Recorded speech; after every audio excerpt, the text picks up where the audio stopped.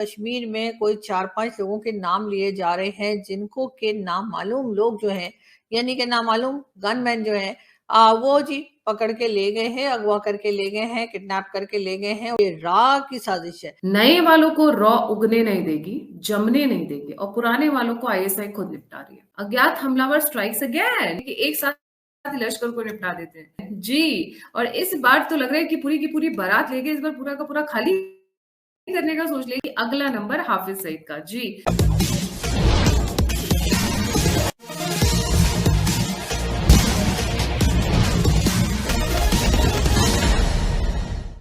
पाकिस्तान में तो जो लोग ऐसे हैं जिनको टेररिस्ट माना जाता है, ना सिर्फ पाकिस्तान में बल्कि पूरी दुनिया में, वो भी सर पकड़ के बैठे हुए हैं।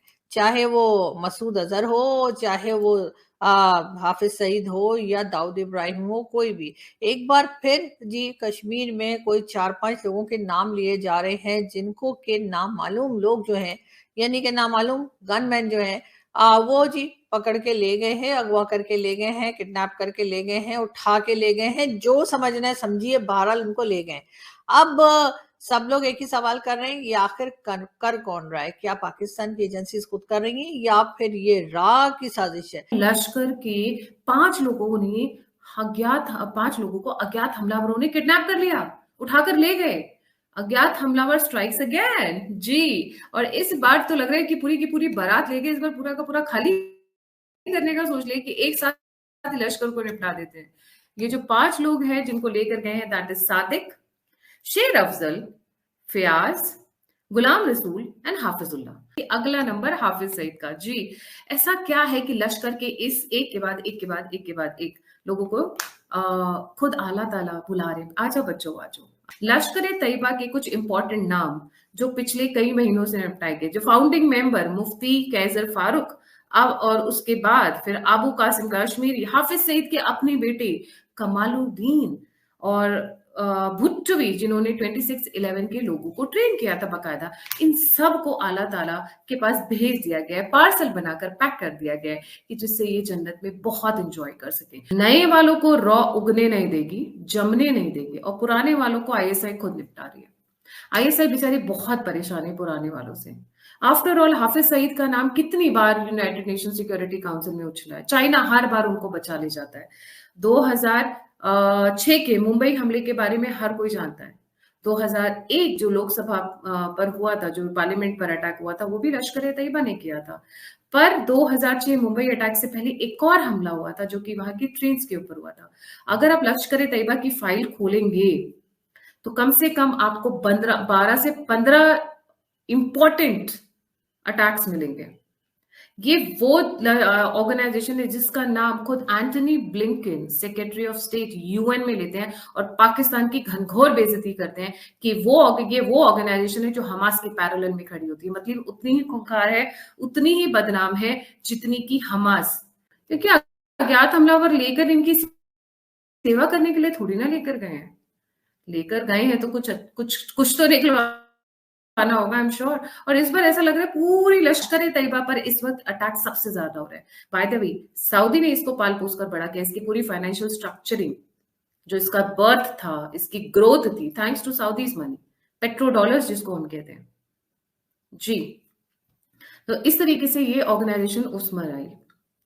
आज जब लश्कर तैयबा की सफाई हो रही है और तारिक जमाल की जब सफाई के बेटे की सफाई होगी, तो इसमें घबराने की क्या बात है, इसमें दुखी होने की क्या बात है? मुझे ये चीज समझ में नहीं आती है। क्योंकि जो कॉन्सेप्ट है कि आप जिहाद कर लीजिए और आप जन्नत में जाएंगे, आप काफिरों को मार लीजिए आप जन्नत में जाएंगे, तो अब तो आपके बच्चे जा ही रहे हैं ना जन्नत में। अब क्या दुख भरी कहानी है, अब तो एंजॉय करिए। अब इनके बेटे के कारनामे के बारे में जान लेते हैं। आफ्टर ऑल आसिम जमाल को 72 गुरु के पास क्यों पहुंचाया गया? बाय द वे, इनको खुशी मनानी चाहिए, बट पूरा का पूरा पाकिस्तान शोक मना रहा है। क्यों? शहबाज शरीफ से लेके इमरान खान तक इनको शोक संदेश दे रहे हैं, कंडोलेंसेस दे रहे हैं। आखिर देने की क्या जरूरत है? वो तो 72 गुरु के पास गए हैं। आफ्टर ऑल आप ही ने तो 72 गुरु का कॉन्सेप्ट पॉपुलराइज किया था पूरी दुनिया में जी। आसिम जमाल उभरते सितारे थे। उनके पिताजी तबलीगी फाउंडेशन को जो हेड करते हैं, तबलीगी जमात को, उसी को स्ट्रॉन्ग, सुदृढ़, restructuring rephasing and integration and unification कर रहे थे।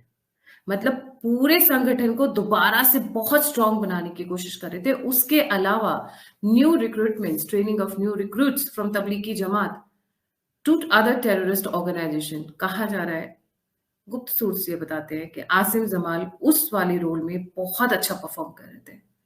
और जैसा कि मैं कहती आई हूं, नए वालों को रॉ उगने नहीं देगी, जमने नहीं देगी, और पुराने वालों को आईएसआई खुद निपटा रही है। वैसे कहा तो यही जा रहा है कि जी रा की साजिश है, लेकिन खैर जिसकी भी साजिश है, जो भी कर रहा है, चाहे हमारे अपने लोग कर रहे हो, चाहे कोई बाहर से कर रहा हो, बहुत अच्छा काम कर रहे हैं। मोहम्मद बिन सलमान का कहना है कि जी 5 साल में यूरोप बना देंगे, वरना जी कोई एहसान नहीं कर रहे। सऊदी अरब के पास तेल खत्म हो रहा है। सऊदी अरब ही नहीं, जितनी गल्फ कंट्रीज हैं उन सभी के पास तेल खत्म हो रहा है। वो अय्याशियां जो ये बरसों से करते चले आ रहे हैं ये अरब कंट्रीज, वो अब खत्म होने पर हैं। पढ़ाई लिखाई इन्होंने कोई की नहीं। इनकी जो बिल्डिंग्स हैं इनकी, चाहे वो दुबई हो या कोई भी कंट्री हो गल्फ की, वो सब की सब बनाई हुई हैं इन्हीं काफिरों की, जिनको सुबह शाम उठते बैठते गालियां और बद्दुआएं देते हैं।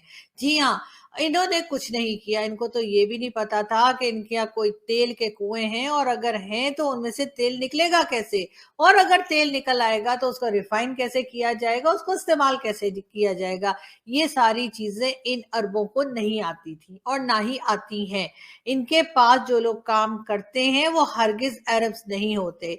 ये डिफरेंट कंट्रीज से, चाहे वो इजराइल हो, चाहे वो अमेरिका हो, चाहे वो भारत हो, ये वहां से लोगों को बुलाते हैं, जो इनकी बिल्डिंग्स बना के देते हैं, इनके सिस्टम को चला के देते हैं, इनको ऑयल निकाल के देते हैं। ना सिर्फ ये, बल्कि उस ऑयल और उस फ्यूल को इस काबिल बनाते हैं कि दुनिया को ये बेच सकें। इसमें इनका अपना कोई कमाल नहीं है मौलाना साहब। और बाकी रह गया सऊदी अरब। सऊदी अरब की तो जी मौजें लगी हुई हैं। जी हाँ, उनके यहाँ क्योंकि खाना काबा है, तो जी बिल्कुल वो हज और उम्रे के नाम पर लाखों रुपए या लाखों डॉलर जो है वो हर साल कमाते हैं, बल्कि करोड़ों कहना चाहिए। इसलिए कि हमारे यहाँ तो ये एक फैशन बनता जा रहा है कि जी उम्रे हज पे जाना है, वहां जाके सेल्फीज लेनी है, वहां जाके पिक्चर्स बना के सोशल मीडिया पर लगानी है, और कहना है कि जी बड़े नेक हैं, जी बड़े नेक हैं।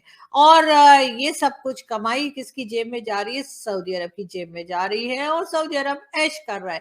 और अगर उसमें से कुछ पैसा निकाल कर वही जो लोग वहां पे हज और उम्रे के लिए आए होते हैं, अगर उनके लिए कोई फैसिलिटीज रख दी जाती हैं, तो ये कोई एहसान नहीं कर रहे, फ्री में नहीं कर रहे, पैसा ले रहे मौलाना साहब। तो ये थोड़ा सा अगर आप अपने आप को थोड़ा सा एजुकेट कर लें, थोड़ा सा देख लें, तो आपको समझ में आ जाएगा।